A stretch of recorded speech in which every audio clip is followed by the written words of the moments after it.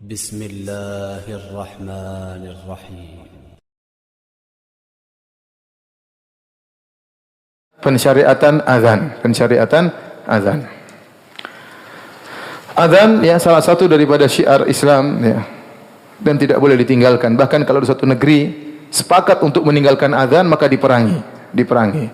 Ya, bahkan Rasulullah SAW dahulu kalau datang ke suatu negeri, Nabi SAW melihat kalau ada azan dikumandangkan maka Nabi tidak menyerang. Tapi kalau tidak ada azan dikumandangkan ya, maka Nabi akan serang mereka dengan tiba-tiba dengan cepat. Ini menunjukkan bahwasanya azan adalah syiar Islam, maka harus dikumandangkan ya. Sebagai bukti itu negara-negara Islam ya. Kalau negara di situ azan dikumandangkan, ini berarti negara Islam ya. Kapan disyariatkan azan? Ya.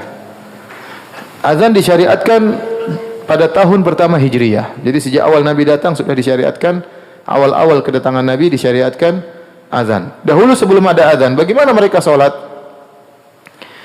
Kata Ibnu Umar radhiyallahu anhuma, "Kana al-muslimuna hina qadimul Madinata yajtami'una fayatahayyanuna as-salata." Ya, sudah diwajibkan salat 5 waktu. Salat 5 waktu sudah diwajibkan waktu Nabi masih di Mekah. Sebagaimana kita telah jelaskan tentang kisah Isra dan Mi'raj. Ya, jadi Nabi masih di Mekah sebelum berhijrah, sudah disyariatkan salat 5 waktu. Tetapi azan belum ada. Terus bagaimana cara mereka salat? Ya mereka kumpul-kumpul ke masjid sambil nunggu. Ya, tidak ada yang teriak salat enggak ada. Ya, dan akhirnya mereka salat. Kalau sudah kumpul mereka salat. Dan ini agak repot. Akhirnya ada yang terlambat jamaah, ada yang datang kecepatan. Apalagi dulu enggak ada apa? Enggak ada jam ya. Enggak ada jam, enggak ada alarm ya. Sehingga mereka sulit untuk menentukan kapan waktu berkumpul. Maka suatu hari mereka pun berbicara tentang masalah ini.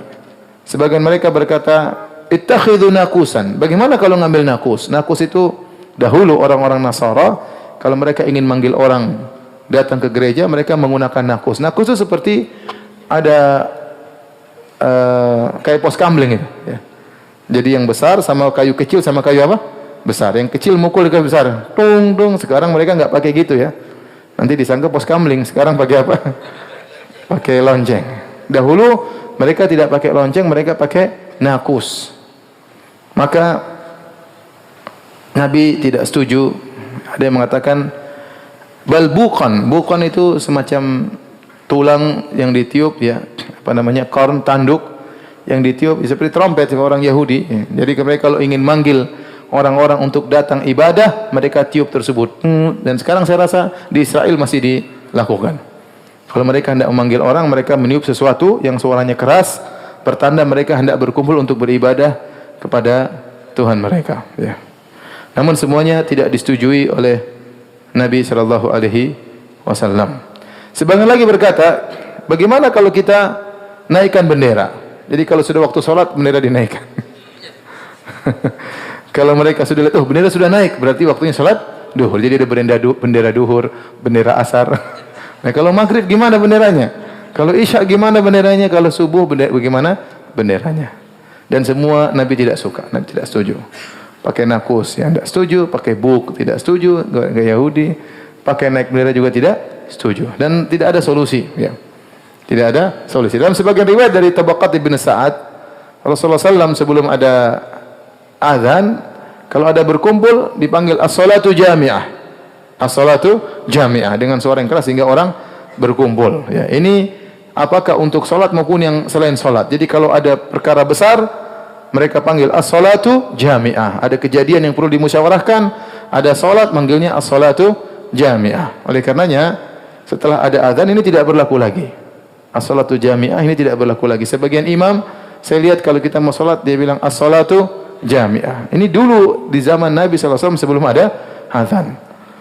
Sebagian ulama berpendapat masih berlaku pada solat-solat yang tidak ada azan seperti solat gerhana. Ya, yang tidak ada azannya maka boleh mengatakan apa? As-salatu jami'ah. Tapi kalau solat 5 waktu enggak perlu mengatakan as-salatu jami'ah karena telah datang penggantinya yaitu azan. Nah, bagaimana kemudian munculnya azan? Ya. Abdullah bin Zaid al-Ansari radhiyallahu anhu cerita, "Bainama ana naim, idh tafa bi minal laili ta'ifun." Tatkala aku sedang tidur, dia mimpi. Tiba-tiba ada seorang yang sedang berputar, ya, datang kepadaku. Wa ana naimun rajulun alaihi thawbani akhdaran. Aku sedang tidur, tiba-tiba ada orang datang, dia berputar-putar. Orang tersebut pakai 2 buah kain yang berwarna hijau. Mungkin atasan hijau, bawahan juga hijau. Wa fi yadihi naqusun yahmiluhu, dan dia bawa tadi kayak pentungan tadi, ya, nakus dia bawa. Fakultu, aku berkata kepada orang ini, ya Abdullah, wahai fulan, atabi'un nakus, apa kau jual itu nakus? Ini mimpi, dia mimpi. Qala wa ma tasna'u bihi, apa yang ingin kau lakukan dengan nakus ini? Ad'u bihi ila salat, aku ingin manggil orang dengan benda ini, tung tung tung tung, sehingga orang datang untuk apa? Salat. Ya. Subhanallah, orang soleh dalam mimpi juga yang dipikirkan apa? Ibadah. Sampai ke bawah apa? Mimpi. Ya. Orang terkadang mimpinya macam-macam. Ini mimpinya ya, apa namanya? Sampai seperti ini. Karena dia memikirkan bagaimana supaya bisa manggil orang kumpul. Orang ini berkata, afala adulluka ala khairin min dzalik? Maukah aku tunjukkan kepada engkau dengan cara yang lebih baik daripada ini? Qultu bala, aku berkata tentu. Qala taqul, ucapkan saja, enggak usah pakai pukul-pukulan. Allahu akbar, Allahu akbar. Allahu akbar, Allahu akbar. Asyhadu an la ilaha illallah, asyhadu an la ilaha illallah. Asyhadu anna Muhammadan Rasulullah, asyhadu anna Muhammadar Rasulullah. Hayya 'ala shalah, hayya 'ala shalah, hayya 'alal falah, hayya 'alal falah. Allahu akbar, la ilaha illallah. Tsumma ista'khara ghairu ba'id, kemudian dia mundur sedikit atau dia tunda sedikit.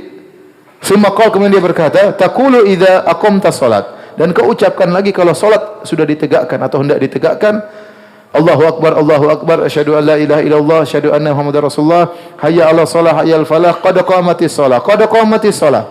Allahu akbar, la ilaha illallah. Qomat. Diajarkan dalam mimpi tersebut. Abdullah bin Zaid Al-Ansari radhiyallahu anhu berkata, "Falamma asbahtu ataitu Rasulullah sallallahu alaihi wasallam." Tatkala pagi hari, aku bangun dari tidurku, aku datangi Rasulullah sallallahu alaihi wasallam. Fa akhbartu bima ra'ait, aku kabarkan tentang apa yang aku lihat. Maka Nabi berkata, "Innaha la ru'ya haqqin insyaallah." Ini adalah mimpi yang benar insyaallah.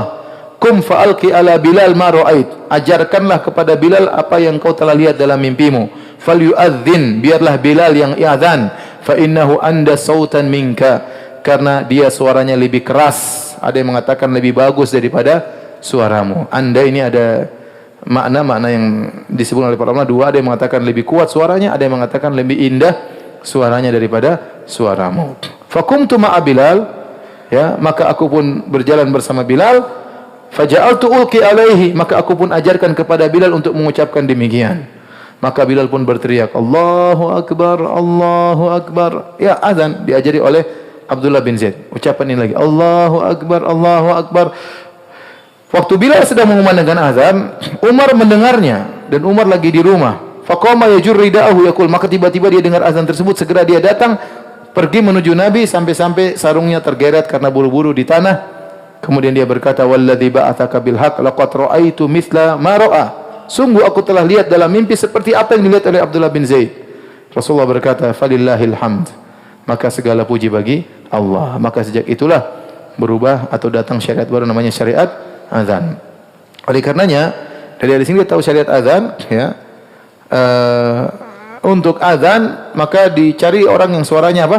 Keras, ya. Kalau suaranya bagus juga enggak apa-apa, sebagian dalam satu tafsiran, ya. Yang penting keras bisa didengar oleh banyak orang. Kemudian dianjurkan untuk naik di tempat yang tinggi, ya. Sekarang sudah tidak perlu karena sudah ada mikrofon, ya. Ya, kalau dulu untuk suara terdengar harus naik ke atas, kemudian teriak Allahu akbar, Allahu akbar. Adapun iqamat, ya, tidak harus, karena iqamat untuk orang yang hadir. Untuk orang yang hadir, makanya dibaca pun cepat, Allahu akbar, asyhadu an la ilaha illallah, asyhadu anna Muhammadar Rasulullah, hayya 'alas shalah, hayya 'alal falah, qad qamatis shalah, telah tiba waktu salat, telah didirikan salat, qad qamatis shalah, telah didirikan salat, Allahu akbar, la ilaha illallah. Ya, beda dengan azan di tempat yang kemudian suara yang tinggi. Berapakah tukang azan Nabi sallallahu alaihi wasallam? Tukang azan Nabi ada 4, yaitu Bilal bin Rabah, kemudian Abdullah bin Ummi Maktum, Abu Mahdzurah dan Sa'ad Al-Quradh, ya. Sa'ad Al-Quradh. Inilah 4 orang para sahabat radhiyallahu ta'ala anhum yang merupakan tukang azannya Nabi sallallahu alaihi wasallam. Adapun di Madinah maka 2 orang, yaitu Bilal dan Ibnu Ummi Maktum, ini dua tukang azannya Nabi, dan ini menunjukkan disyariatkan yang harus ditentukan tukang azan. Sehingga muadzin itu harus ditentukan ya. Adapun di Mekah tukang azannya Nabi adalah Abu Mahdzurah. Adapun di Kuba tukang azannya Nabi adalah Sa'ad Al-Quradh. Inilah 4 tukang azan Nabi sallallahu alaihi wasallam. Ya. Adapun keutamaan azan ya sangat banyak ya. Di antaranya Nabi sallallahu alaihi wasallam bersabda dalam hadis sahih Bukhari, Abu Sa'id Al-Khudri pernah berkata kepada seorang, "Inni araka tuhibbul ghanam wal badiyah."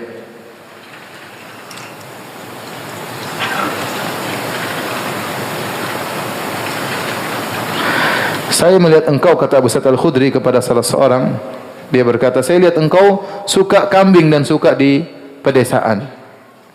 Fa idza kunta fi ghanamik aw badiyatik, kalau kau ternyata sedang lagi mengembalakan kambingmu atau kau sedang berada di kampung, di pedesaan, fa adzanta bis salat, lalu kau azan untuk salat, farfa sautaka bin nida, maka angkatlah suaramu dengan azan tersebut.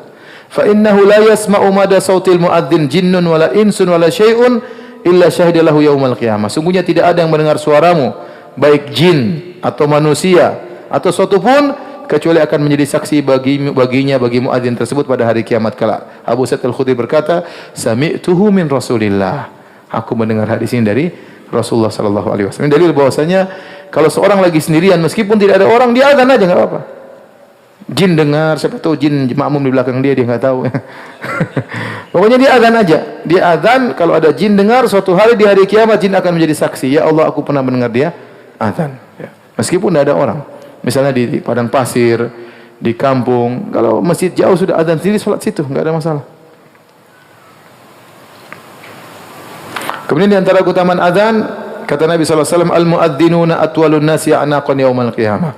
Tukang azan adalah orang-orang yang paling panjang lehernya pada hari kiamat kelak. Ini ada beberapa pendapat. Ada yang mengambil zahirnya benar-benar leher mereka panjang, tinggi, karena selama di dunia mereka sering teriak-teriak sehingga Allah muliakan mereka, mereka tertampakkan daripada yang lainnya. Ada yang mengatakan mereka leher panjang itu, leher tinggi, ibarat dari bahwasanya mereka sangat mudah mendapatkan rahmat Allah di hari yang sangat dahsyat tersebut. Ya, sampai-sampai saya katakan ada khilaf di kalangan para ulama mana yang lebih afdal, apakah muadzin ataukah imam. Sebagian ulama berpendapat imam yang lebih afdal, sebagian ulama berpendapat muadzin lebih afdal, karena seorang muadzin jika mengumandangkan azan orang-orang datang, maka pahala orang-orang datang itu semua lari kepada dia. Karena dia yang berkata hayya 'alas shalah, marilah menuju salat. Hayya 'alal falah, marilah menuju kemenangan. Akhirnya yang tadinya tidur bangun datang salat, maka pahalanya ngalir kepada muadzin. Mana lebih afdal, muadzin atau imam? Antum pilih jadi muadzin. Baik, sampai di sini saja ya.